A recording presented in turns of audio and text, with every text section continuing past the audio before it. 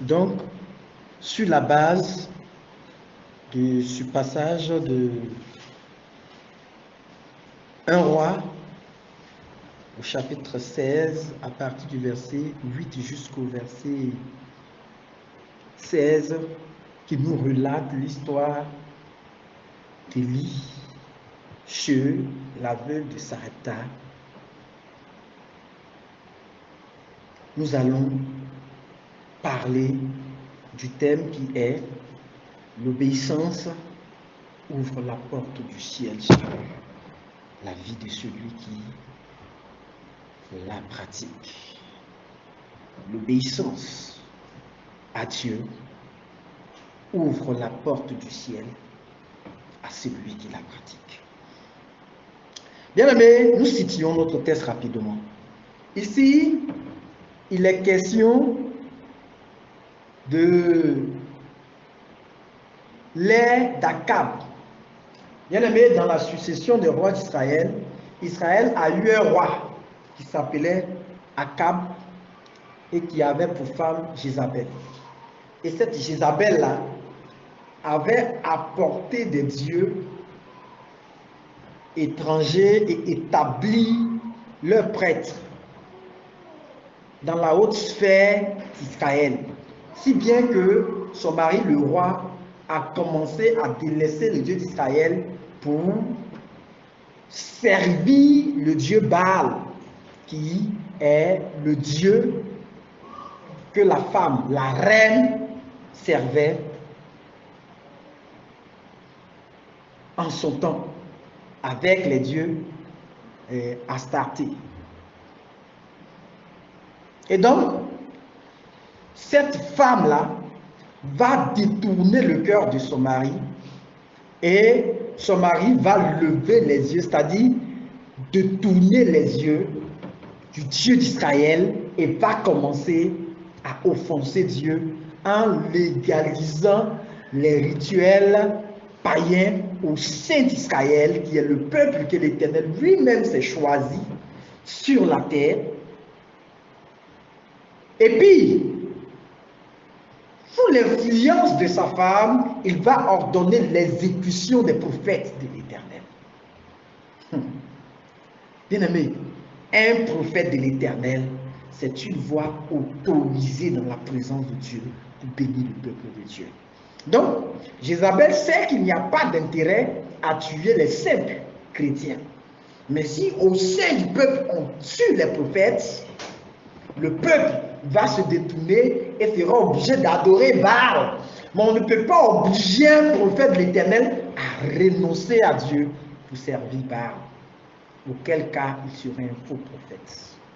Alors, le faisant, la nouvelle va arriver aux oreilles d'Élie.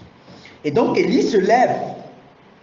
Il se rend chez Akab pour lui dire, à cause de ce que tu es en train de faire, à cause de ce que tu oses te lever contre le Dieu d'Israël, voici, il ne va pas tomber de pluie sur la terre d'Israël jusqu'à ce que je déclare à nouveau qu'il va pleuvoir. Alors, le roi pensait que Élie était en train de s'amuser. Comme ils ont attrapé les prophètes qu'ils ont tués, ils ne savaient pas que même dans la maison de Dieu, il y a les prophètes et il y a des prophètes. Tout le monde est prophète dans la maison de Dieu, mais tout le monde n'a pas la même mission, la même carrure, la même empreinte spirituelle dans la présence de Dieu. Et donc quand Élie parle, il prend cela pour un jeu.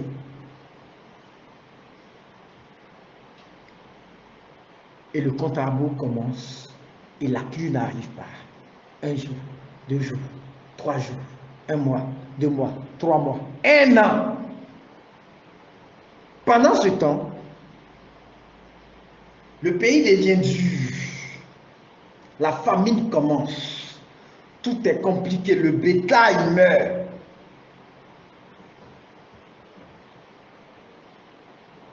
Et Dieu dit à Élie,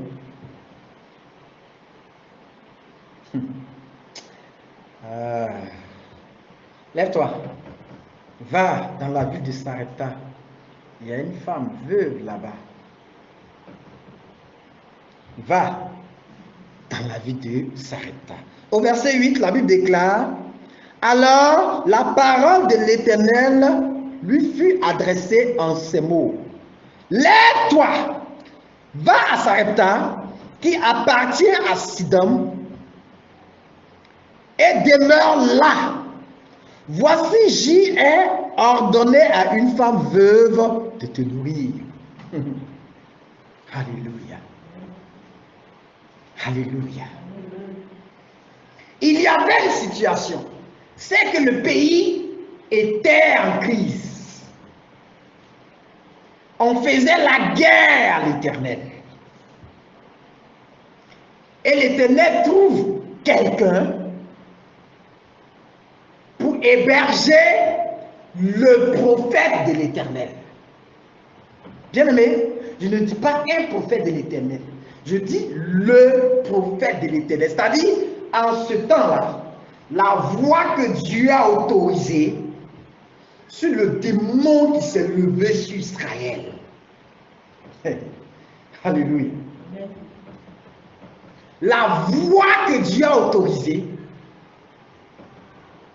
qui puisse influencer l'esprit qui gouvernait le royaume d'Israël, qui gouvernait l'empire d'Israël sous Akab par Jézabel.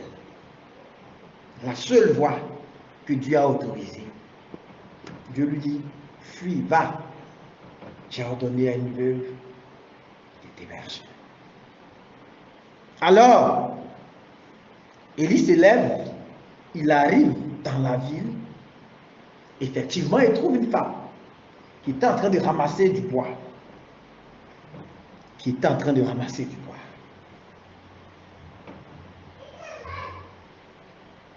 Il voit la femme, il bénit la femme.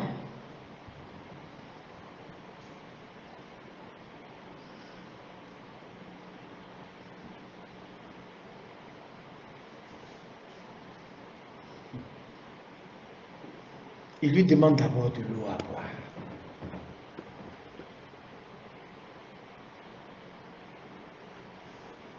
Et quand il lui demande de l'eau à boire, la femme va chercher de l'eau et revient lui donner. Bien aimé, c'est simple mais c'est bizarre. En pleine sécheresse, la Bible déclare que c'est la sécheresse. Cette femme-là avait de l'eau à boire. Et elle est venue, elle a donné de l'eau à boire à Élie. Quand elle finit de donner de l'eau à boire à Élie, et lui demande du pain. Alors elle dit à Élie, effectivement, j'ai de la farine et de l'huile. Mais la quantité qui est là, si je te donne, mon enfant et moi, on va mourir. Parce que le bois que tu vois que je suis en train de ramasser là, c'est pour partir préparer pour la dernière fois que le feu va brûler, c'est-à-dire que quelque chose va cuire dans ma maison. Et quand on va finir de manger pour aujourd'hui, on va attendre la mort. Donc, voici une veuve, c'est-à-dire non seulement qui n'a pas de mari, qui vit seule, qui a des responsabilités, son enfant, et qui est confrontée à la famine déclarée par Élie sur le pays d'Israël. Et elle dit à Élie, je vais manger et puis je vais attendre la mort. Alléluia. Maintenant, quand nous regardons le raisonnement de la dame, c'est ce que nous faisons. C'est ce que nous faisons.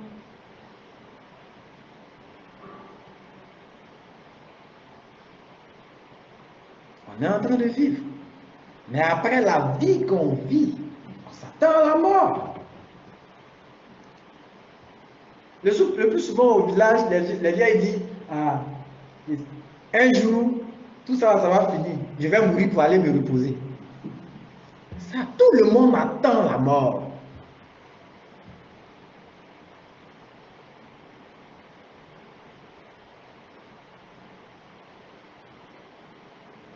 La veuve de Sarepta, devant la mort, ne voit pas une autre option. Parce qu'elle sait que quand elle va avoir faim, elle va mourir, puisqu'elle n'a pas de mari et elle n'a personne pour lui donner à manger. Au contraire, c'est elle qui cherche pour son petit.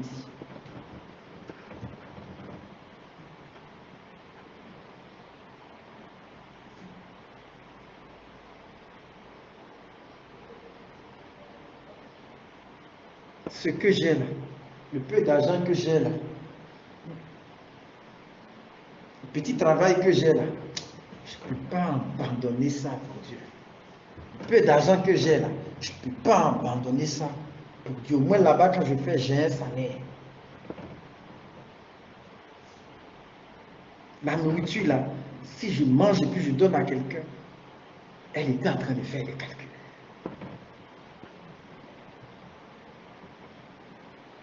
Mais bien aimé, ce qu'elle ne savait pas, c'est que devant lui, elle avait Élie. Elle ne savait pas que c'était Élie qui avait déclaré la sécheresse sur Israël. Elle ne savait même pas.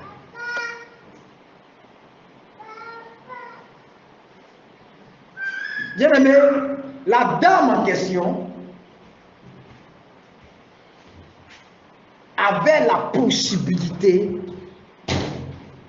par la grâce de Dieu, d'aller de l'avant.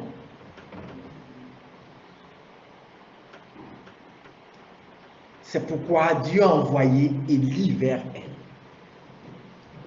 Elle avait de l'eau, qui est une vie propre, puisque l'eau est potable.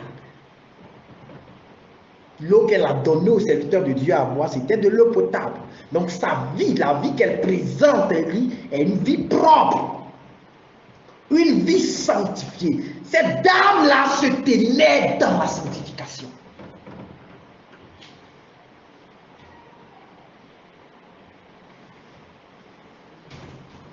Elle se tenait dans la sanctification du Seigneur.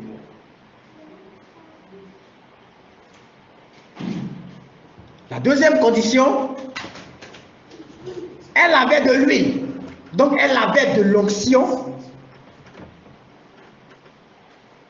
Elle avait de l'onction dans sa maison.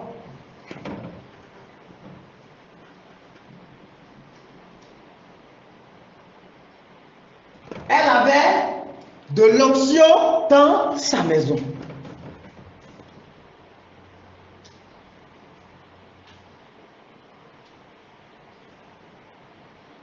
Et elle avait de la farine.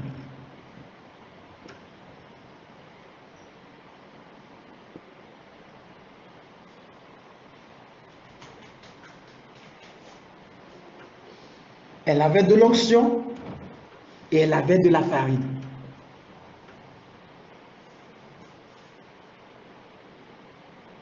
Donc une vie, une personnalité, une identité. Voici trois choses. La sanctification, elle avait de la personnalité et elle avait l'onction. Et Élie vient comme l'Esprit de Dieu à elle pour lui dire, donne-moi ce qui te maintient en vie. Donne-moi l'onction que tu as. Mets ton onction à mon service.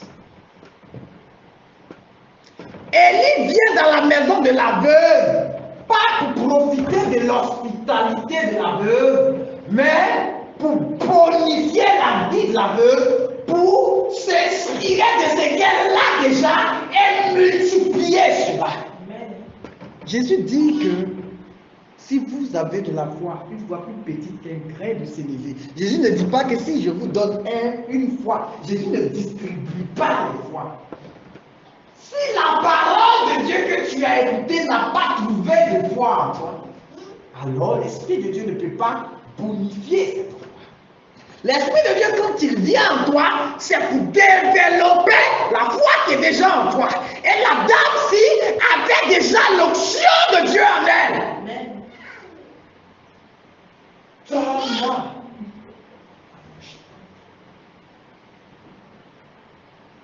La dame avait une personnalité. Parce que la farine est liée à la terre, à la poussière. La dame avait une personnalité. Elle avait une vie de sanctification. Et elle avait l'onction, mais en petite quantité. Et Dieu lui dit, au travers d'Élie, ce que tu as là, donne-moi ça, et tu vas voir ce que je peux faire avec. La dame dit non, si je te donne ma vie, comment ça va se passer? Vraiment, je veux vraiment marcher avec Dieu, mais il y a tel ou tel. Non, les réflexions, les questionnements, ça ne marche pas avec Dieu. C'est la pratique. La foi, ça s'assume. Tu aimes Dieu, tu l'acceptes. Tu l'acceptes, il te montre qu'il est ton Dieu. Bien-aimé, il y a une chose que je conçois. De tout le temps que j'ai servi Dieu, tu ne peux pas donner ta vie à Dieu et puis il y a une situation qui va t'arriver, qui va te dépasser. C'est pas possible. La situation peut arriver que tu tombes. Mais bien aimé, tu ne restes pas à terre.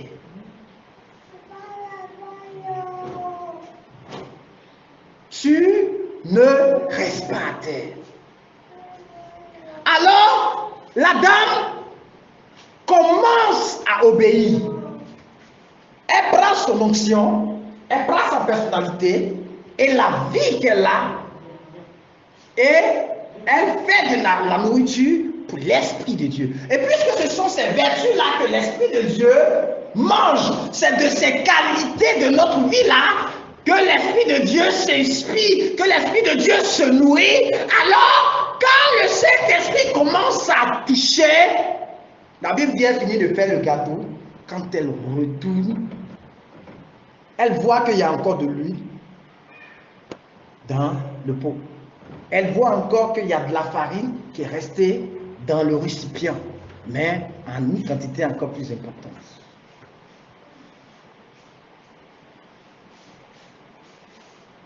Qu'est-ce qui s'est passé? La Bible déclare que Jésus multiplie les pains. La Bible déclare que Jésus multiplie la foi. La Bible déclare que Jésus multiplie ce que tu lui donnes. La Bible déclare que le Saint-Esprit viendra pour vous conduire dans toute la vérité au sujet de la parole que vous avez.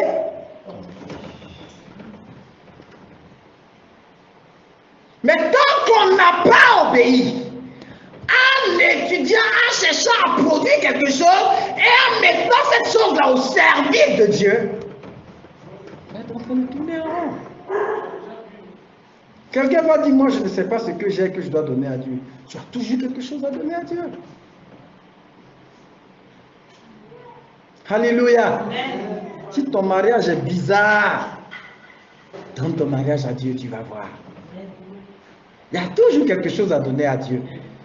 Ce que tu penses que tu dois attraper avec tes deux mains, sinon ça va t'échapper. Donne à Dieu, Dieu va attraper pour toi, tu vas voir ce que ça devient. Alléluia.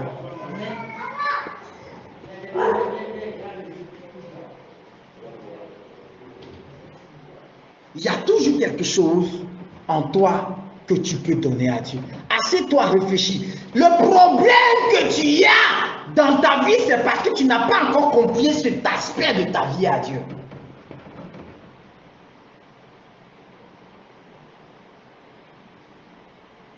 Regarde ta vie.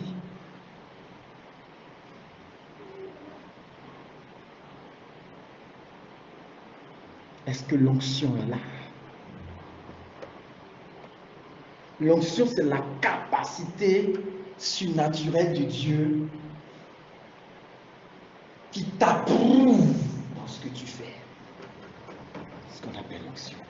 J'ai l'onction. Ça veut dire que ce que je suis en train de faire là, Dieu m'approuve. Et Dieu a dit à Élie, j'ai approuvé la femme là. Elle a l'onction, elle a ma onction. La femme où tu vas là, elle a l'onction. Et quand il est venu, effectivement, il y a vu qu'il y avait l'onction, Mais l'onction était en petite quantité. Ça veut dire que la dame avait la caution de Dieu, mais il lui restait de découvrir Dieu.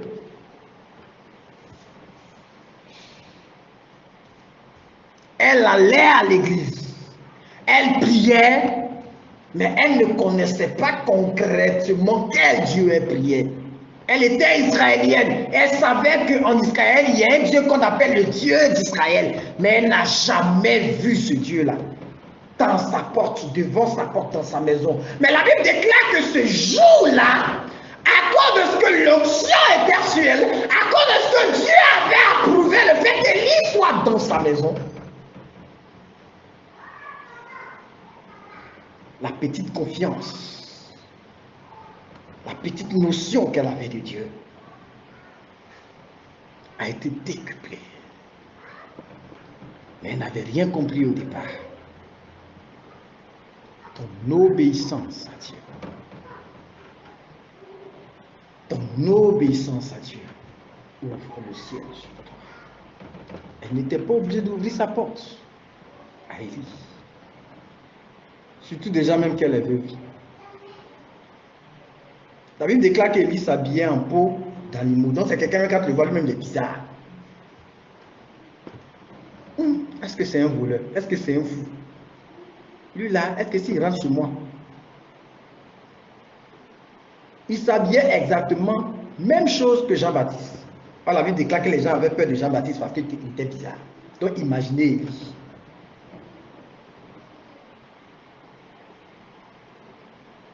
Mais elle lui a dit, rentre. Rentre.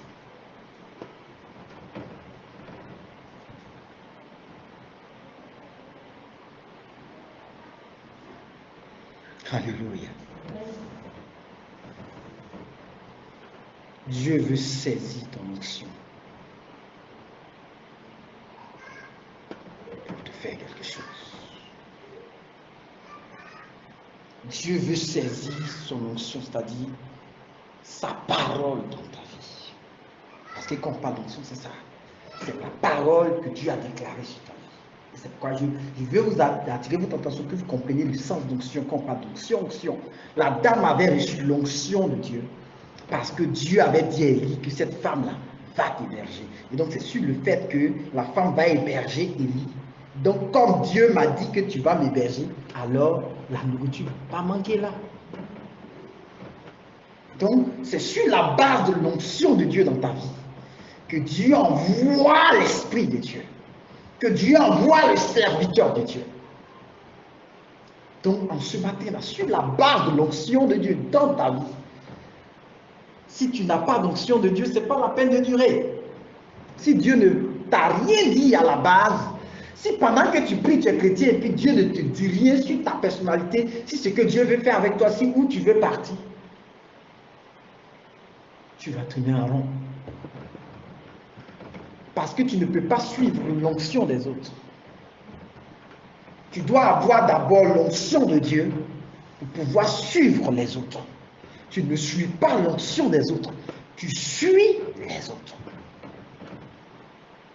Tu comprends dans quelle mesure ton onction peut se compléter à l'onction de quelqu'un d'autre.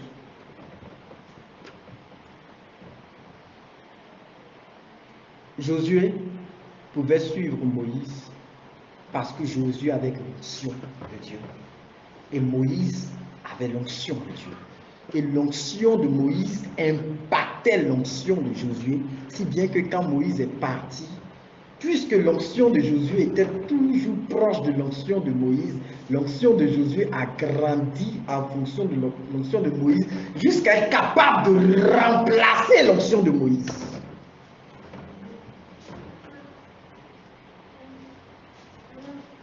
L'approbation de Dieu dans cette femme-là, dans la vie de cette femme-là, n'aurait pas changé si la femme n'avait pas rencontré Élie. Bien-aimé, il y a des serviteurs de Dieu qui ont la conscience de Dieu, que Dieu envoie vers toi pour que quelque chose d'inattendu arrive dans ta vie, pour que quelque chose de merveilleux arrive dans ta vie, pour que quelque chose de magnifique arrive dans ta vie.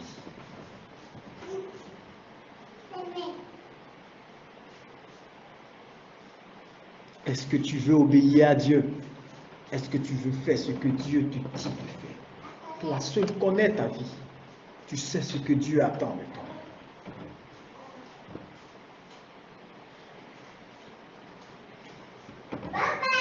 Bien-aimé, tu sais ce que Dieu attend de toi.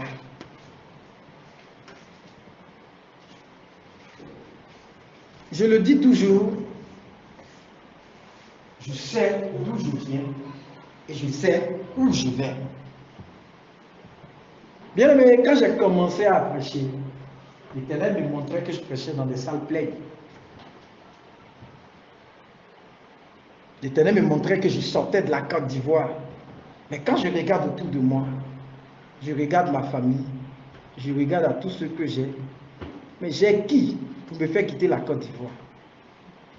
J'ai qui? Personne. Je regarde, je cherche.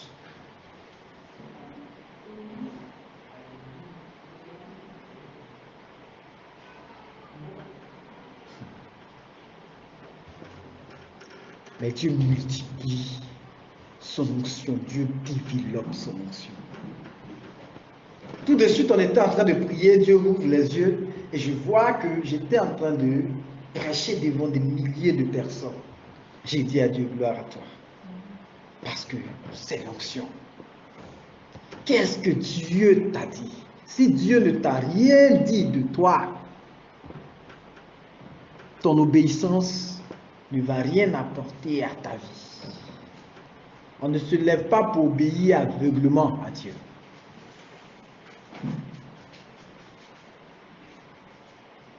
Alléluia.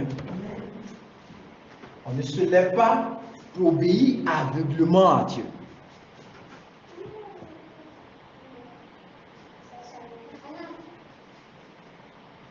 Il faut savoir exactement ce que tu dois faire pour être utile à Dieu. La veuve, elle a eu à donner de l'eau. Elle a eu à donner du pain à Élie. Toi, qu'est-ce que Dieu attend de toi? Que tu fasses pour son esprit qu'il envoie dans ta vie.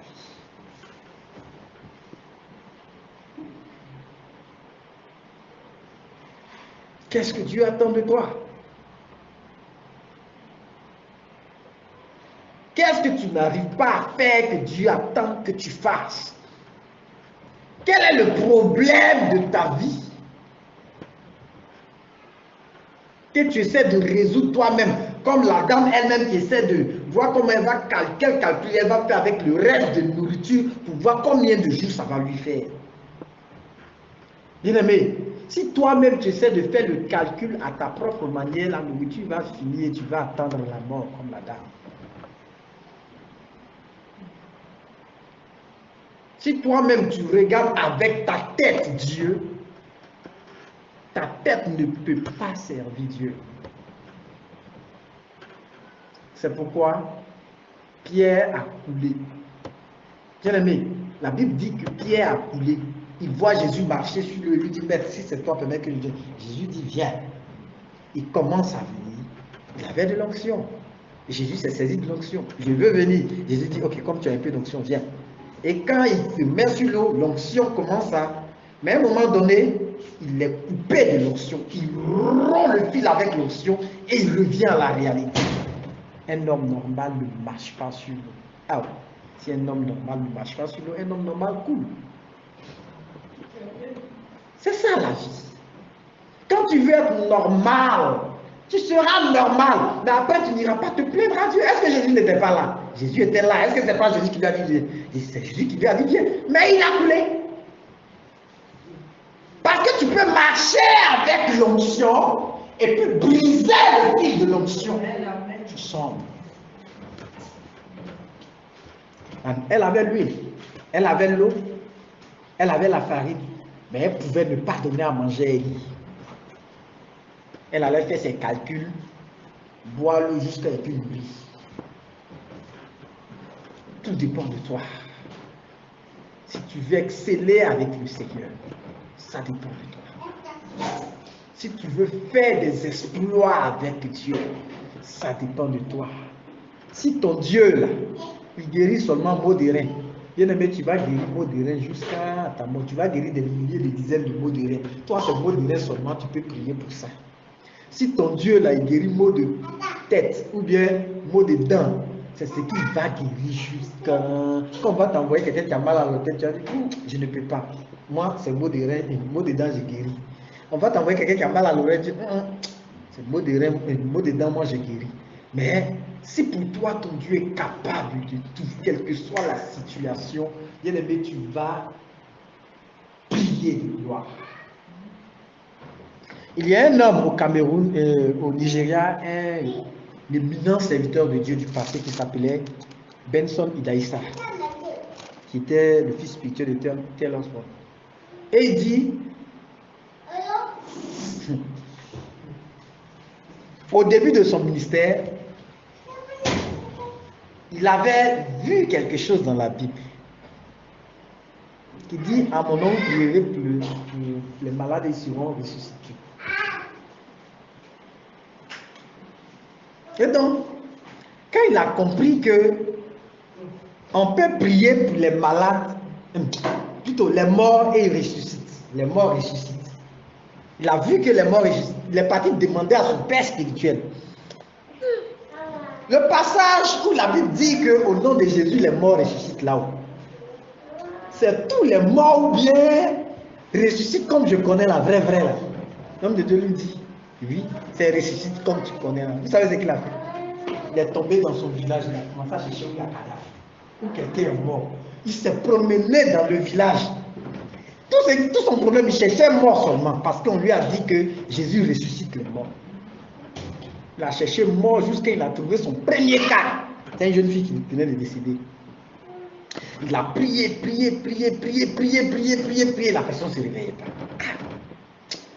Alors que son père spirituel lui a dit qu'au nom de Jésus, là, mort ressuscite. Il prie. Il s'est rappelé qu'on lui a dit c'est au nom de Jésus que le mort ressuscite. Alors il dit, au nom de Jésus, tu te réveilles. La personne s'est réveillée. C'est comme ça marche. C'est à devenu son travail dans le village. Il est là, il cherche où ils vont dire que quelqu'un est mort. Parce que son Dieu là, il ressuscite. Quand tu as de l'onction en toi, Dieu multiplie l'onction qui est en toi. Parce qu'il éprouvait une rage de voir des gens mourir prématurément. Et il refusait cela. Alléluia. Pourquoi?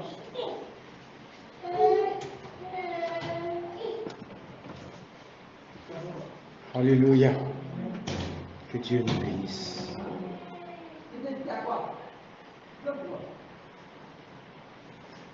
L'onction. Ton obéissance ouvre la porte du ciel sur ta vie. Ton obéissance ouvre la porte du ciel sur ta vie.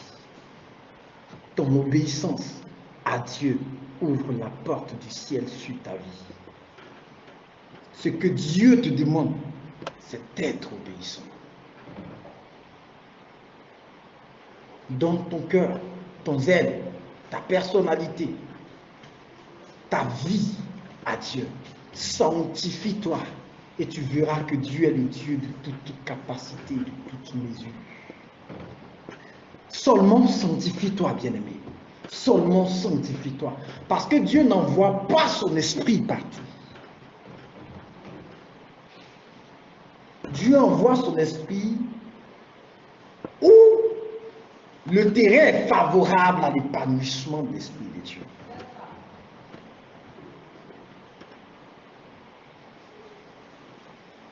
Dieu envoie son esprit où le terrain est favorable à l'épanouissement de l'esprit de Dieu. Assieds-toi, réfléchis à ta vie. Seigneur, c'est quel domaine de ma vie tu veux pour faire de moi une servante de Dieu de référence qui te glorifie? C'est quel domaine de ma vie je dois te donner pour que tu fasses de moi un serviteur de Dieu de référence pour ta gloire?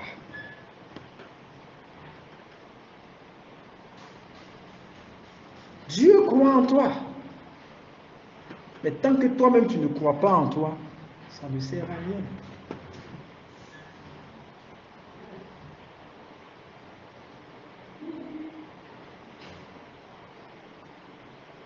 L'Esprit de Dieu a dit au prophète, j'ai demandé à la femme de t'héberger. Et malgré que l'Esprit de Dieu a demandé à la femme de l'héberger, la femme lui a dit, ah, ce qui est avec moi là, c'est pas beaucoup de. Je vais manger et puis je vais mourir. Il a fallu qu'Élie insiste pour dire, fais-moi d'abord à manger. Mais en le faisant, il a donné aussi sa foi à Élie. Il a montré sa foi à Élie. Élie, c'est vrai, hein, tu es serviteur de Dieu. Parce que quand elle a commencé, elle a dit, ton Dieu est grand. Donc c'est vrai que tu es serviteur de Dieu. Ça là, je dois manger pour attendre la mort. Mais comme tu as dit de te donner d'abord, c'est toi qui as dit, hein. Donc moi je te donne. Je te donne, prends, mange, je te donne. Mais quand tu donnes d'abord à Dieu, ton crédit reste jamais sur Dieu. Dieu n'est jamais endetté. Satan même sait qu'il doit. Dieu ne lui doit rien. Dieu ne s'endette jamais. Homme, tu ne vas jamais avoir crédit sur Dieu. C'est pourquoi Pierre lui demande, mais Seigneur, tu nous demandes de tout abandonner pour venir à toi. Qu'est-ce qu'on gagne? Jésus dit, il n'y a personne qui ait tout abandonné pour moi qui n'ait rien reçu. Ça n'existe pas. Si toi, homme, ton crédit est resté sur Dieu, lui, il va devenir Dieu comme toi. Élie, moi je t'ai dit, c'est ce que j'ai à manger, je te donne. Mais Dieu dit au même moment. Au même moment. Au même moment.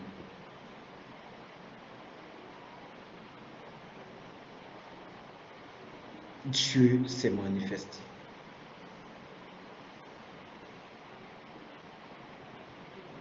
Au verset 13, Élie lui dit, ne crains point, rentre faire comme tu as dit, seulement prépare-moi d'abord avec cela un petit gâteau. Et tu me l'apporteras et tu en feras ensuite pour toi et pour ton fils. Car ainsi parle l'Éternel, le Dieu d'Israël. La farine qui est dans le pot ne manquera point, et l'huile qui est dans la cruche ne diminuera point, jusqu'au jour où l'Éternel fera tomber de la pluie sur le sol, sur la face du sol.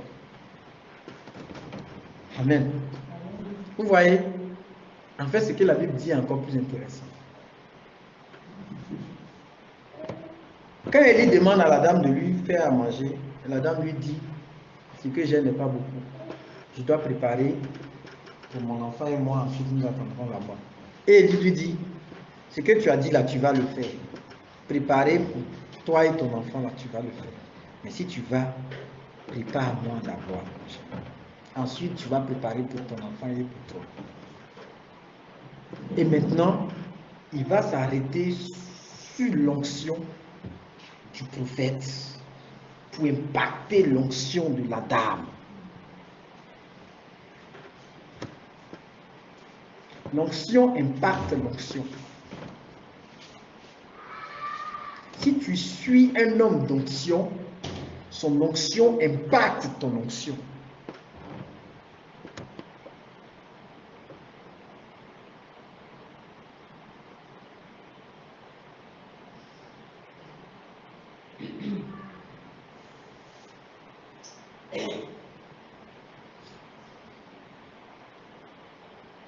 C'est pourquoi par moment, il y a certaines personnes, quand tu habites avec elles, tu sens que, en tout cas, ça va. L'onction impacte l'onction.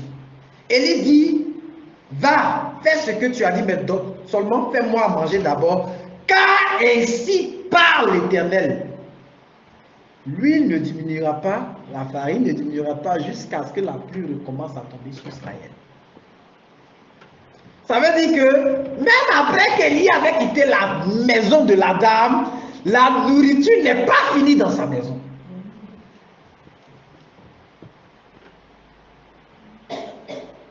Dieu venait simplement pour dire à la dame, madame, j'ai vu ta foi. Donc, ce que tu vas faire, je vais te garder, protéger ta famille. Comment? J'ai vu la situation. J'ai vu. Je veux venir à toi pour mettre ma main sur toi. Mais seulement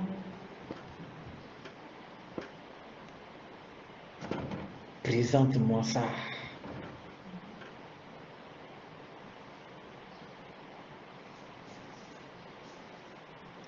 Seigneur, je te donne, oh, si tu veux même pas comme la femme là. C'est ce que j'ai, c'est tout ce que j'ai. Ma richesse, tout c'est ça là, je te donne, oh. Et puis donne-lui.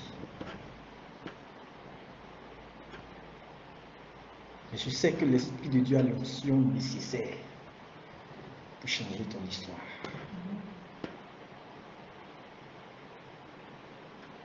Les gens ont reçu des prophètes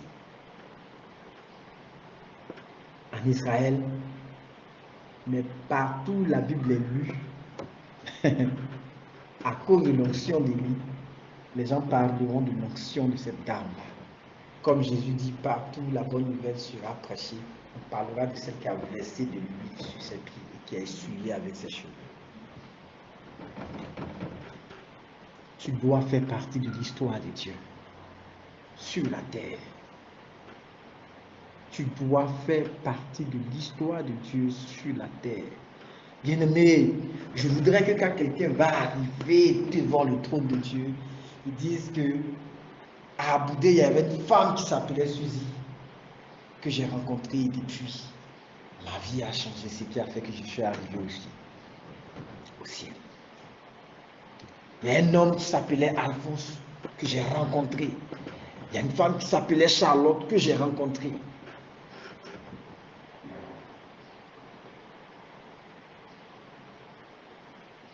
Ce n'est pas l'heure de dormir, c'est l'heure de se réveiller. Le monde est zélé pour ce qui est du monde. Le monde est zélé pour ce qui appartient au monde. Mais il faut que tu sois zélé pour ce qui appartient à Dieu. Non seulement elle a donné de la nourriture à Élie, mais elle a caché Élie. Parce qu'on tuait les prophètes. Élie était recherché. Elle a caché Élie. Ils ont cherché Élie dans tout le pays, ils n'ont pas trouvé. Jusqu'à ce que Dieu dise à Élie, tu as duré ici maintenant, va ailleurs.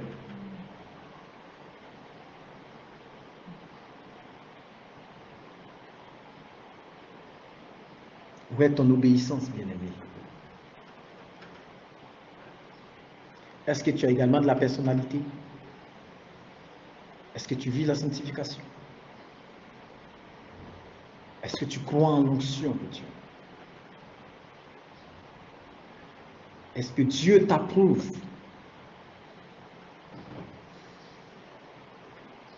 Est-ce que ton Dieu t'approuve? Dans ta marche, dans ta vie? Est-ce que Dieu t'approuve? Est-ce que dans le fait que tu vas à l'église, Dieu t'approuve? Est-ce que ta manière de prier Dieu t'approuve? Ta manière d'entretenir tes rapports avec tes voisins, tes voisines, est-ce que Dieu t'approuve? Ta manière de vivre dans la famille, tes relations avec tes frères et sœurs, est-ce que Dieu t'approuve? Ta relation avec ta femme, avec ton mari, est-ce que Dieu t'approuve?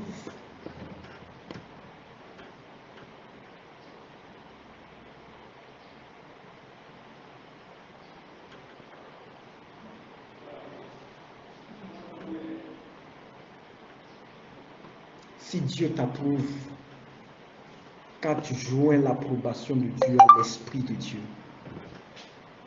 tu fais des exploits. C'est en cela que même en saison pluvieuse, plutôt en saison sèche, quand tu fais champ de riz, ça produit en abondance. Les gens sont étonnés. Parce que ta bénédiction n'est pas liée à la condition de la terre, mais à la condition du spirituel. C'est ça l'œuvre de Dieu. C'est pourquoi je le dis, tant que tu vas servir Dieu en faisant des calculs, en te fiant à ce que tes yeux voient, tu vas toujours te perdre. Et tu ne vas pas obéir à Dieu. Parce que tout ce que tu vas voir autour de toi est fait en sorte que tu ne puisses pas obéir à Dieu. Tout est fait de sorte que tu ne puisses pas obéir à Dieu. Tout est fait de sorte que ce soit un obstacle pour ta marche avec Dieu. Mais quand tu lèves les yeux vers le ciel, tu vois qu'il y a un horizon différent de ton entourage. Alors de là-haut, le secours est possible.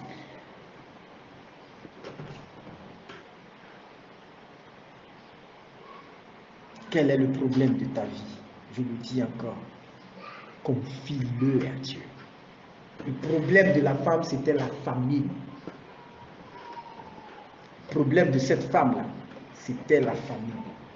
Et c'est contre la famine qu'il a gardé un peu de farine. Qu'elle a gardé un peu de farine. C'est contre la famine qu'elle a gardé un peu de farine.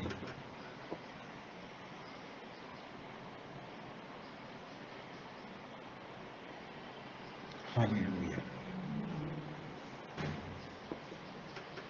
Ce qui te tient à cœur, confie-le à Dieu. Obéis.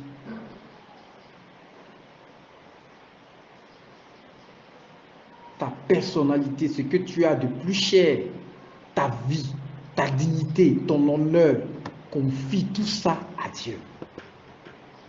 Ta fierté d'homme, ta dignité d'homme, confie-les à Dieu. Obéis en t'abandonnant totalement au Seigneur.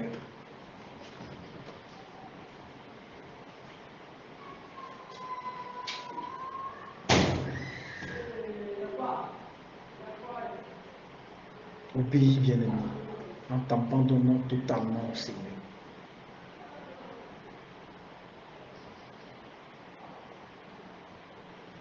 Il y a encore de l'espoir. Parce que tout comme la femme qui attendait de manger, c'est qu'elle a pour mourir. Elle n'est pas morte et tu ne peux pas mourir.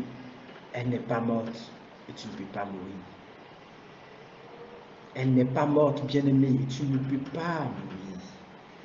La dame n'est pas morte et donc tu ne peux pas mourir. Tu ne peux pas mourir. Il y a encore de l'espoir. Tu ne peux pas mourir. Il y a encore de l'espoir. Même quand tu penses que tu n'as rien, tu as un peu de farine, tu as un peu d'huile, tu as quelque chose que tu peux présenter à Dieu avec obéissance. Il y a quelque chose que tu peux présenter à l'Esprit de Dieu dans ta vie avec humilité et soumission. Ta situation n'est pas pourrie. Rien n'est perdu, rien n'est gâté. Parce que Dieu est encore ton Dieu. Ne te soucie pas, ne pleure plus, essuie tes larmes, console-toi et regarde, présente à Dieu ce que tu as, donne ta vie et comme nourriture à l'Esprit de Dieu, donne tout ce qui est comme ton témoignage à Dieu, qu'il récupère tout ce qui fait ta personne et qu'il te donne une image qui étonne et qui surprenne tout le monde. Tant que tu n'as pas fait ça, va à l'église, tu ne seras jamais heureuse. Cherche les serviteurs de Dieu, cherche les hommes de Dieu, tu ne seras jamais heureuse. C'est au moment où tu vas décider de mettre l'onction qui est dans ta vie au service de Dieu. Comme la femme a mis sa nourriture au service de Dieu, que tu verras que Dieu est capable de faire quelque chose. Je le redis encore, c'est au moment où tu vas mettre ta vie au service de Dieu que tu verras qu'en réalité, ta situation n'était pas aussi compliquée que ça. Parce que ton obéissance,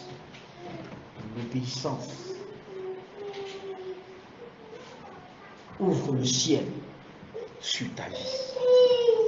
L'obéissance ouvre le ciel sur ta vie.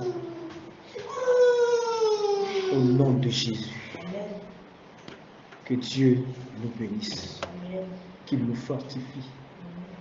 Qu'il nous aide à véritablement être des chrétiens qui mettent les intérêts de Dieu avant tout. Qui mettent la gloire de Dieu avant tout. Qui mettent l'honneur de Dieu avant tout. Qui cherchent à ce que Dieu soit honoré et élevé avant tout. Qui cherchent à faire honneur à Dieu. De sorte que quand on passe, les gens nous reconnaissent parce qu'on est enfant de Dieu. Et non parce que Dieu est à notre service. Bien-aimés, que les gens nous identifient parce que nous nous identifions à Jésus premièrement. Alors, nous verrons la main de Dieu à l'œuvre, étonnant et surprenant tout le monde. Que Dieu nous bénisse. Tu vas prier Dieu.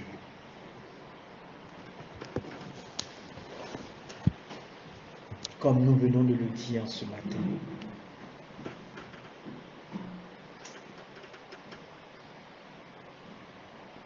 L'onction de Dieu sur ta vie est capable d'ouvrir le ciel sur toi.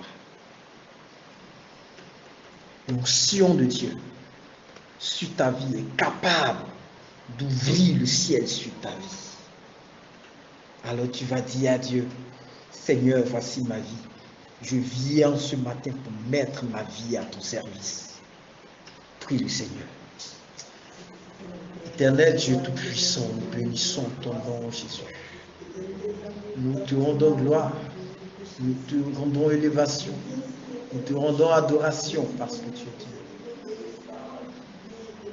Merci Seigneur. Merci Seigneur. Merci mon Dieu. Tu es l'éternel rocher. Tu es le Dieu vivant par sa force. Tu es le Dieu puissant par sa force. Seigneur, reçois la gloire. Seigneur, reçois l'honneur. Reçois l'élévation.